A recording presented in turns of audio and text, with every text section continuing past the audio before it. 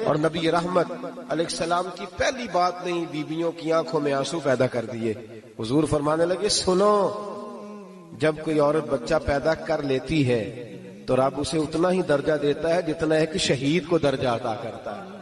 اور فرمایا جب وہ عورت اس کا بچہ آ جاتا ہے، اب وہ رات کو روتا ہے، وہ اٹھتا ہے، پخانہ اور پیشاب کرتا ہے، اپنے وجود کو آلودہ کر لیتا ہے، تو نبی پاک صلی اللہ علیہ وسلم فرمانے لگے وہ عورت یہ فکر نہ کرے کہ وہ دیکھو مرد تو آرام سے سویا ہوا ہے اور میں اٹھ کے بچے کو صاف کر رہی ہوں، پخانہ پیشاب دھو رہی ہوں. میرے محبوب نے ہر مرتبہ فکر کو، حضور نے زندگی اس کے ہر شعبے سے تعلق رکھنے والے آدمی کو عزت دی. فرمایا بیبیو، جب تم رات کو اٹھ کے اپنے بچے کی خدمت کرتی ہو، دودھ ڈال کے دیتی ہو، پخانہ اور پیشاب صاف کرتی ہو، تو فرمایا رب تمہیں اتنا ہی اجر دیتا ہے جتنا ساری رات مصلی پہ کھڑے رہنے والے عبادت گزار کو اجر عطا فرماتا ہے. اتنا اللہ تمہیں اجر دیتا ہے. ہر شخص کے حصے میں، ہر شخص کے حصے میں میرے نبی پاک نے عزت لکھی، ہر شخص کے حصے میں. رسول پاک نے وقار، رشتوں کو حضور نے اتنا مضبوط کر دیا، اتنا مضبوط کر دیا کہ رشتے رشتے نہیں درد بن گئے.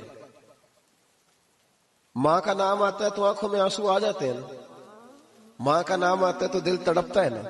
یار یہ انقلاب ہے جو میلاد والے رسول نے برپا کیا. ورنہ حضرت طارق ابن عبداللہ کہتے ہیں میں حضور کے اعلان نبوت سے پہلے بھی مکے آیا تھا. آپ فرماتے میں نے ایک بوڑھی عورت کو، ایک نوجوان کو گلے میں رسی ڈال کے گھسیٹ کے لے جاتے دیکھا، تو میں نے اس سے کہا کہ یہ کیا کر رہے ہو، کون ہے یہ بی بی، کیا مسئلہ ہے؟ تو وہ کہنے لگا جی میری اماں ہے، بوڑھی ہو گئی ہے، کسی کام کی نہیں رہی تو بیچنے جا رہا ہوں، چلو کسی کے برتن جب مانجے گی تو میرے تو پاس کچھ نفع آئے گا نا بیچنے. یہ داستانیں نہیں. ابھی بھی جن لوگوں کی طبیعت سخت ہوتی ہے وہ قتل نہیں کر دیتے ماں باپ کو. واقعہ سنے نا آپ نے کہ ابا میرے نام زمین نہیں کر رہا تو مار دیا. جب کلیجے سخت ہوتے ہیں تو کام ہو جاتا ہے. ایک طرف وہ منظر تھا اور ایک طرف یہ منظر ہے کہ حضرت حلیمہ سعدیہ رضی اللہ تعالی عنہا، ان کا نام نہیں ہے حضرت حلیمہ کا مسلم شریف میں، وہ امام زرقانی نے لکھا ہے، ورنہ مسلم میں یہ روایت اپنے اصل انداز میں موجود ہے. حضرت ابو ہریرہ رضی اللہ تعالیٰ عنہ فرماتے ہیں کہ جناب حلیمہ بوڑھی عورت، سادی عورت. اگر آپ کبھی معاشرتی لحاظ سے حضرت حلیمہ کا انداز دیکھیں گے نا، توجہ ہے میری بات پر، سمجھ آ رہی ہے آپ حضرات کو؟ جو ہمارا معاشرتی ماحول ہے نا، معاشرتی ماحول، تو حضرت حلیمہ سعدیہ رضی اللہ تعالیٰ عنہ کی حیثیت آج کے معاشرے میں اگر دیکھی جائے تو ایک آیا، بچوں کو پالنے والی آیا نہیں ہوتی، وہ آیا کی اسکول میں ایک آیا ہوتی ہے. جب بچہ چھوٹے ہمارے پرائیویٹ سکولز میں بچے جاتے ہیں تو عورت سنبھالتی ہے، دودھ ڈال دیتی ہے، کئی دفعہ فیڈر بھی پلا دیتی ہے. بچہ اگر پخانہ پیشاب کرتا ہے تو خدمت کرتی. یہ عورتیں اس زمانے میں چھوٹے بچے لے جاتی، پالا کرتی. تو بتانا دائی کی، آیا کی، میں مثال دے رہا ہوں، اور نرس کی کیا حیثیت ہے معاشرے میں. اور حضرت حلیمہ سعدیہ جب نبی پاک کو واپس لے کے آئی تھی تو چلو کچھ نہیں، لیکن نہ کچھ معاوضہ بھی انہیں حضرت عبد المطلب نے عطا کیا تھا. جناب آمنہ نے انہیں کچھ، ایک معنی یہ بھی ہو سکتا تھا کہ پیسے دے کے یہ کام کرایا، معنی ہو سکتا تھا. آج جو گھر میں اماں برتن دھوتی ہے اس کی کیا حیثیت ہوتی ہے؟ وہ تو بیچاری جن برتنوں کو دھو کے ہمیں دیتی ہے، بعد میں انہی برتنوں میں ہم انہیں کھانا کھانے کی اجازت نہیں دیتے. لیکن میرے رسول پاک نے رشتوں کو عزت دے دی، اس طرح کی عزت دی، اس طرح کی عزت دی کہ جناب حلیمہ مسجد نبی کا دروازہ گزری ہی تھی کہ حضرت ابو ہریرہ فرماتے ہیں نبی پاک ممبر پر اٹھ کے کھڑے ہو گئے. رسول پاک کھڑے ہوئے، نبی پاک. میں کبھی کبھی یہ روایت دیکھتا ہوں تو میرا دل کرتا ہے میں اپنے آپ سے پوچھوں، میرا دل کرتا ہے میں اپنے یاروں دوستوں خطباء سے، واعظین سے، پیروں سے، مشائخ سے پوچھوں کہ تو بھی بتا، جب تو شاگردوں کو پڑھا رہا ہوتا ہے اور تیرے ابا جی آتے ہیں تو کبھی اٹھ کے کھڑا ہوا ہے؟ اپنے جیسے لوگوں سے، اچھے علماء کی بات نہیں کرتا، کبھی سوال کرو. یہ بڑا مشکل کام ہوتا ہے، بڑا مشکل کہ عالم دین تقریر کر رہا، والد آ جائے، بندہ اٹھ کے کھڑا ہو. لیکن رسول پاک نے عزتیں دی، وقار دیا.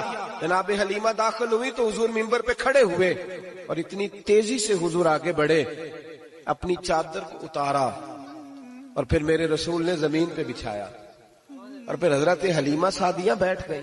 اور جناب ابو ہریرہ فرماتے ہیں جتنی دیر نبی پاک ان کے سامنے بیٹھے رہے اتحیات کی حالت میں بیٹھے رہے.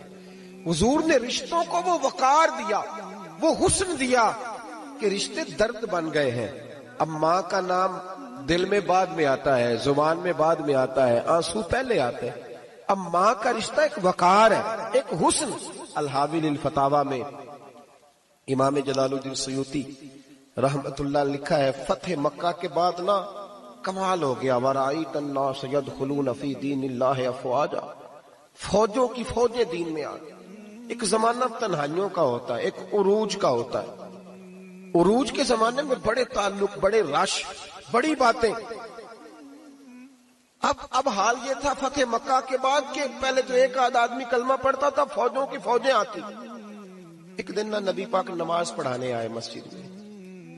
میرے نبی پاک صلی اللہ علیہ وسلم جب مسجد میں آئے تو مسجد کھچا کھچ بھری ہوئی، گلیاں بھی بھری، 10,000 کے قریب لوگ مدینے میں جمع ہیں حضور کے پیچھے نماز پڑھنے کے لیے۔ پڑھیے صلی اللہ علیہ وسلم۔ نبی پاک صلی اللہ علیہ وسلم تشریف لائے نا، جیسے ہی مسجد میں داخل ہوئے تو 10,000 کا مجمع اٹھ کے کھڑا ہو گیا۔ ہمارے لیے لوگ کھڑے ہوتے ہیں تو ہماری آنکھیں پرنم نہیں ہوتی، بلکہ ہم اپنا حق سمجھتے ہیں۔ ہم کہتے ہیں ان کا بنتا ہے کھڑے ہونا، حالانکہ بھائی دنیا سب کے لیے کھڑی نہیں ہوتی۔ جب کوئی کھڑا ہونا تو نظر جھک جانی چاہیے، اور تیرے دل میں خیال آنا چاہیے کہ یا اللہ مجھ پہ رحم ہی رکھنا، اے اللہ میری پردہ پوشی کرنا، یا اللہ یہ تیری دی ہوئی عزت ہے، مہربانی کر خفیہ تدبیر سے محفوظ فرما۔ کہ ہمیں احساس نہیں ہوتا الا ماشاءاللہ۔ اللہ کے محبوب داخل ہوئے تو 10,000 کا مجمع کھڑا ہو گیا۔ 10,000 آدمی کھڑا ہو تو ایک کیف بنتا ہے، تو میرے جیسا آدمی تو ویسکوٹ سیدھی کرنے لگ جاتا ہے نا کہ بڑی شان ہے جناب، کالر ٹھیک کر لو، دستار سیدھی کر لو، کیا بات۔ اتنے لوگ بھی کبھی کسی کے گاڑی کے پیچھے بھاگے، لیکن نبی پاک کا انداز کیا تھا؟ رسول پاک کی آنکھوں میں آنسو آ گئے۔ 10,000 آدمی کھڑا ہوا، حضور رو پڑے، اور اتنا روئے کہ جناب ابو ہریرہ رضی اللہ تعالی عنہ فرماتے ہیں کہ میں نے نبی پاک کے سینے سے آواز نکلتی دیکھی۔ جب آدمی زیادہ روتا ہے تو سینے سے آواز آتی، حضور روئے کہ سینے سے آواز آئی۔ آپ فرماتے ہیں پھر حضور نے آنسو پوچھے، پھر نماز مکمل ہوئی۔ جب لوگ چلے گئے تو حضرت ابوبکر صدیق اٹھ کے قریب گئے، کہا یا رسول اللہ صلی اللہ علیہ وسلم آج کوئی وجہ نہیں تھی رونے کی، آپ آئے ہیں اور رونا شروع کر دیا۔ تو میرے محبوب فرمانے لگے آج جب میں نے اپنی وہ شانیں دیکھی، وہ مقام دیکھا تو مجھے اپنی اماں کی یاد آ گئی، ماں کی یاد۔ رشتوں کو وہ عزت دی، وہ وقار دیا، وہ حسن دیا۔ کہاں نماز کے لیے لوگوں کا کھڑا ہونا اور کہاں اماں کی بات چھیڑ دینا۔ میرے حبیب فرمانے لگے مجھے اپنی اماں آمنہ کی بات یاد آئی۔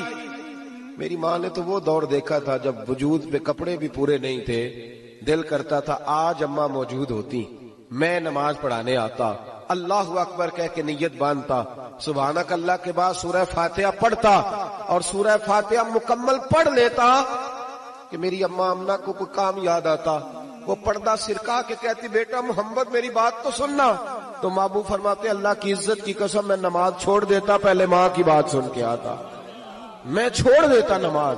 وقار دے دیا، وقار، وہ حسن بخشا، وہ توانائی بخشی۔ کہتے پہلے تو حضور رو رہے تھے نا، جب حضور نے وضاحت کی تو پھر سارے رونے لگے۔